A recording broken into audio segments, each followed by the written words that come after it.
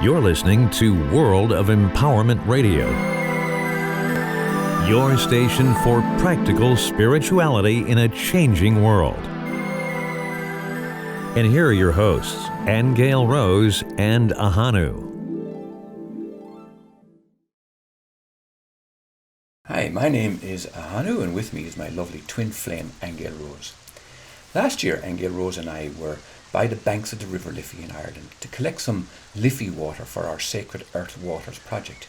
And many of you might know the standing joke that Liffey water is another name for the black stuff called Guinness, because since 1759 that brewery has stood on the banks of the River Liffey in Dublin, drawing from this precious resource and turning the life force that we know today as Guinness. However, we want to set the scene for you with this, to imagine, to paint a picture for you of what actually unfolded as we explored the banks of the River Liffey, not in search of an alcoholic high, but we were seeking to capture the essence of this life-giving river in a jar of water that we could take back to America and to share its magic with everyone. But before we do that, we have to go back a little bit in time to mythical Ireland, to a story about the salmon of knowledge. And it all starts with a hero of Irish mythology called Fionn McCool. Now, long ago, way back in the dark distant past of ancient Ireland, when Fionn McCool was still a young boy, he knew his birthright was to be the leader of a great heroic warrior race called the Fianna. But he knew first he must become the greatest hunter and the wisest poet.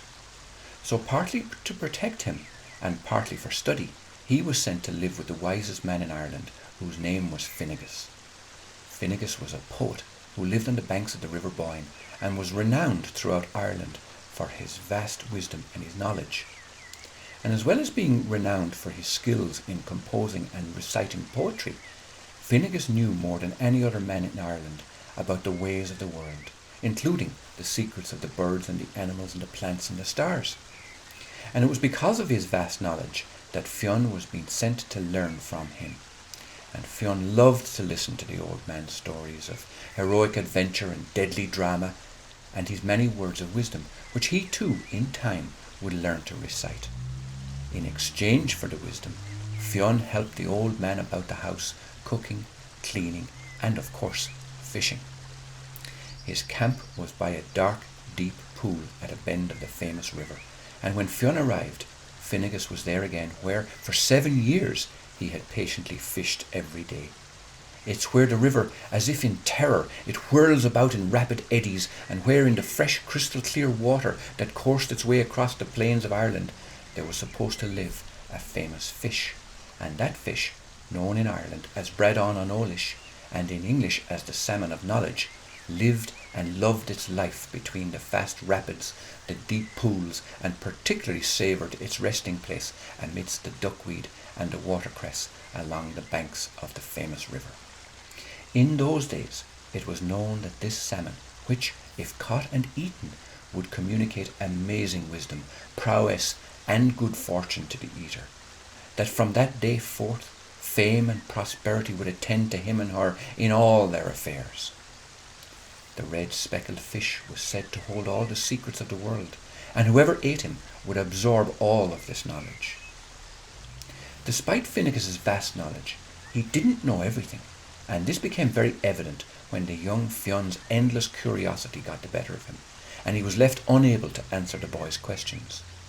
So he sat by the river every day, watching and waiting determinedly for the moment that he would catch the salmon and become not only the wisest man in Ireland, but the wisest man in all the world.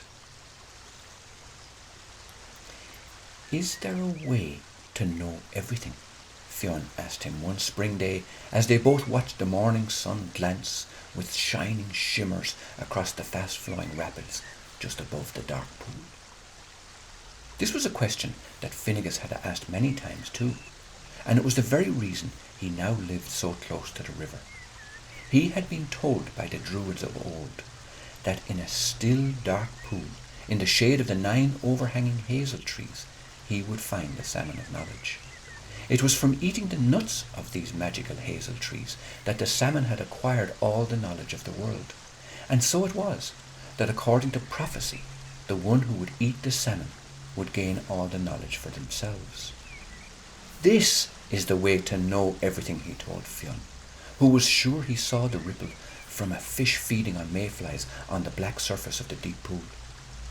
My whole purpose living on the edge of this river is to catch this elusive salmon and to gain such wisdom. I keep a close eye on this pool every day, and sometimes at night too, hoping to spot the Bradán an Eolas, this salmon of knowledge. Everyone who had so far tried to catch it has been disappointed, and where others have failed, I will be successful. So the day came to pass that Finnegas and Fionn were sitting on the river bank enjoying another stimulating lesson when the tutor announced that he spotted a glorious speckled salmon swimming upstream towards them. "This surely is the salmon of knowledge," he whispered to Fionn, and he rushed to get his net. He knew also that he mustn't look into the fish's eyes, or he would fall fast asleep, and he was careful not to do this as he stepped into the glistening water, his leather sandals sinking into the soft mud at the water's edge. And then, without warning, the salmon leapt out of the water into his net. The old man panicked and looked straight into the eyes of the fish, and immediately fell backwards onto the bank in a deep sleep, while the fish splattered on the surface of the water in a desperate bid to escape the net. Fortunately, young Fionn, knowing the magical nature of the fish, shook Finnegas awake. The old teacher commanded Fionn to tear his fine linen shirt and to tie it around Finnegas's eyes so that he could no longer see the fish. Fionn, of course, obeyed, and a blindfolded Finnegas reached for the net and landed the salmon onto the grassy riverbank. Finnegas had caught the Bradán, the salmon of knowledge. He would be the wisest man in all the world. "I've caught it! I've caught it!" he cried. Tears of joy flowed down his face as he freed the great salmon from the confines of the net. As he wrestled with the slippery salmon on the wet grass, all the possibilities of having endless knowledge were racing through his mind. No longer able to contain his excitement, he faced up to the heavens, and as if in a prayer of gratitude, he said, "I got him. I got the salmon of knowledge." Fionn watched the old man dance around on the spot in happiness and total abandon, oblivious to all, but then he went quiet, as if realizing he didn't want anyone else to see or hear him or know of his great fortune. Puffing and panting, the old man struggled up the riverbank with the salmon in his arms, and he slapped the fish down beside the fire pit. Fionn gazed down at the famous salmon of knowledge. Fionn admired the beautiful specimen, and marvelled how its scales sparkled brightly in the morning sun, and split the light in all the colours of the rainbow. Fionn's mind wandered into the realms of all life everywhere, desiring only to live, wanting only to be loved and appreciated, when Finnegas jolted him back to the reality of what had just transpired. "Thousands have tried and failed to catch this famous fish all over the years," Finnegas said, glowing all over with pride. He paced up and down in delight at all the possibilities that infinite knowledge would grant him. "You must cook it straight away," Finnegas ordered Fionn, dancing and skipping and growing more excited as the sheer potential of such knowledge began to sink in. Fionn stacked the hand-cut turf in a small pyramid shape above a bed of ash, and with some beech kindling he nursed the embers from their earlier breakfast fire into flames, and when the turf fire was hot enough to cook the salmon, Finnegas warned him. "Cook it, my fine son," he said endearingly, "but whatever you do, do not eat a single bit of it." Fionn nodded, and he went about readying the salmon, while Finnegas went to prepare the table. "Make sure it is well done, but not burned," Finnegas counselled. "I want the skin crackly, but not black. Be sure that you spoon the juices over it to improve its flavour, and whatever you do, don't take even one small bite of it." Finnegas's voice was warm but strict, and he believed another warning would not go astray on the young warrior. Fionn's eyes were laughing as he put the fish on the spit over the fire. Every day Finnegas told him how to cook the meals. Fionn could repeat the directions in his mind exactly as the old man said them every time. The instructions never changed. That is, they had never changed until today. Not take a bite of it, but rather than being jealous or upset that his guardian would be the beneficiary of the salmon of knowledge, he was actually pleased for the old man. He thought of how deserving the old man was of this great achievement, and he knew now that old Finnegas would die happily in his old age. Fionn turned the spit over the fire as he thought about the salmon and what it would mean for the future. He wondered if or how Finnegas would change after he had eaten the fish. Would he still want to teach him poetry, or would he make him leave and find another teacher? Fionn hoped he would not have to leave, for he would miss the old teacher when their time together was finished. As hungry as he was sorely tempted to taste the fish, but he remembered his training, and he would not eat a morsel until his master had eaten first. This was to be his basic training as a great warrior, always ensuring that his men were fed first, and only then would he eat himself. The skin of the fish crackled and spat in the heat of the fire, and when it was ready, he called Finnegas to come and taste it. But as he did so, a small drop of burning fish oil spattered onto his thumb. Fionn quickly stuck his thumb in his mouth to quell the pain, and instead of feeling the burning, he felt a wave of energy surge through his body.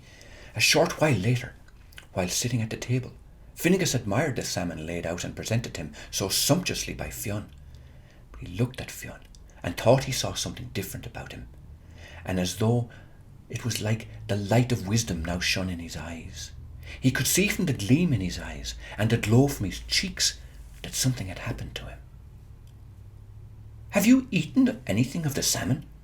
he asked Fionn anxiously. "I have not," Fionn replied. "Have you tasted the skin?" he continued to inquire. "I have not," Fionn replied. "But when I was turning it on the spit, I burned my fingers, so I put my thumb into my mouth like this to ease the pain." Finnegas's heart sank. "That's enough," he flared. "You have tasted the salmon of knowledge. In you the prophecy is fulfilled. You are the one who has gained all the knowledge of the world." And with that, he ordered Fionn to eat all the rest of the salmon. However, when Fionn was finished, he realized that aside from feeling the initial rush of energy, he didn't feel much different now, nor did he feel any wiser than before. When he told this to Finnegas, Finnegas replied, "If it was your thumb that you first burnt, then place that in your mouth." Fionn did as Finnegas suggested, and immediately all the knowledge of the world rushed up through his body into his head. His head was spinning. He slowly sank to the ground, and he could feel the earth under his bare knees, but his head seemed to be in the clouds. The instant his thumb touched his tongue, he felt as wise and prudent as if he were 100 years old. All his future glories, all the failures of his enemies, and all of his own achievements flashed before his eyes, and he saw that all of Ireland and Scotland would resound with his fame, and both contend for the honour of having given him birth. What were these pictures he was seeing in his mind's eye? People were doing things that he only slowly began to understand. They were making wonderful jewellery of gold. There were crowds of people listening to a man called Patrick. Men called monks were making wonderfully coloured pictures in a book called the Bible. Fionn saw starving people leaving Ireland by the thousands, and then he saw people celebrating freedom. Slowly, his mind cleared, and he saw Finnegas staring at him in wonder. "Well," said Finnegas sadly, "I must accept the salmon of knowledge wasn't for me after all. You are the one the old stories spoke of, as he would know all things. You no longer need me to teach you, Fionn. You must go now. There's nothing more I can teach you. I hold no ill will against you, as you are destined to become a wise poet, a warrior, and a leader, and my work is done." And from that day on, Whenever Fionn needed to know what was happening at a distance or what was about to happen, he simply had to put his thumb in his mouth. One gentle bite would tell Fionn everything he needed to know.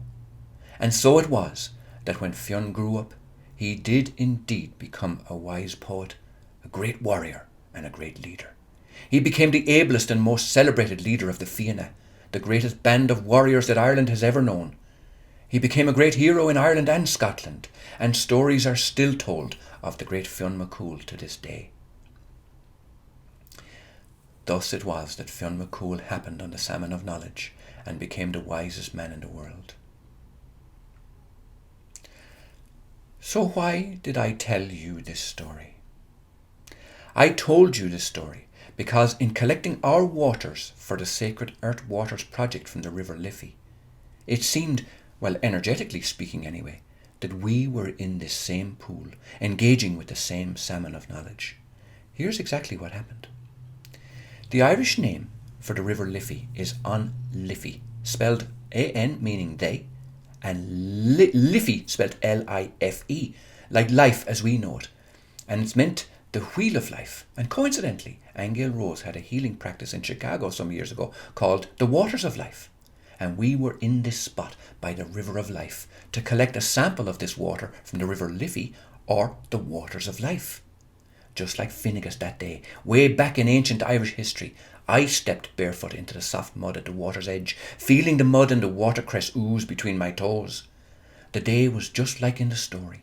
Bright sun glanced off the glistening water, gentle breezes in the trees, robins and skylarks singing their delight at the oncoming spring. I placed the jar on a flat stone under the water and waited a moment for the disturbing mud to clear. I stood there with my hands joined in a meditative kind of way, in an expectant frame of mind, that in a few moments we would say our prayer and ask that the great spirit of the river would come into our jar and bless us and all those that partook of it with its clarity and its knowledge.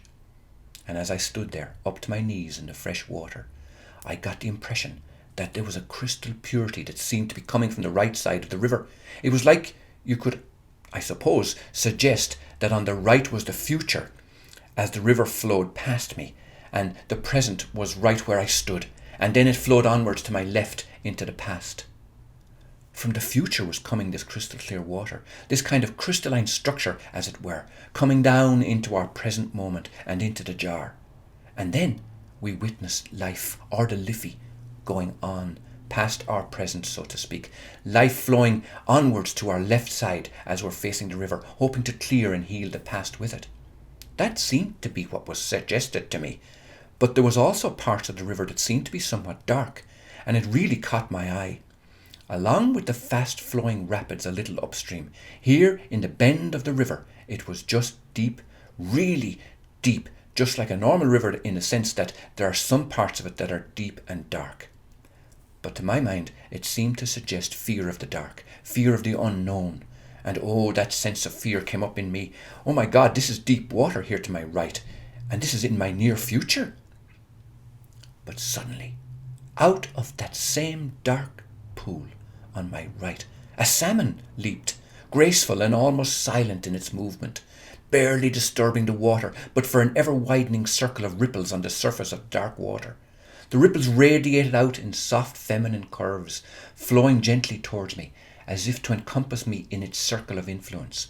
Immediately I thought of the salmon of knowledge, and it immediately dispensed that sensation of fear around the dark pool, because it had life in it, and it had knowledge in it. So instead of the unknown, it was like a deep, dark pool of knowledge that was flowing down to us from the near future. That same water was flowing down into our container, into our jar, and as soon as our prayer was finished, and when we were happy that the energy of the river of life had entered it, I capped the jar, encapsulating the energy of the salmon of knowledge within it. And as I sat with Aingeal Rose drying my feet on the river bank, we talked about what the salmon of knowledge was teaching us. How it was like that same knowledge had come into the jar, how it seemed to dispense with the fear of the unknown, and how, even in its collection, had provided a wonderful sense of relief to us. Here's a short recording of what Aingeal Rose said at the time. As we're calling in the spirit essence of the River Liffey, I see a beautiful, soft, rosy pink light coming in. Actually feels like it carries a lot of feminine energy. It's very gentle and soft, filled with light and happiness. Even as I'm watching the river flow by, it feels very cleansing, like very healing, like its essence would heal you and help you move forward very gently and lovingly. Gentle, loving cleanse.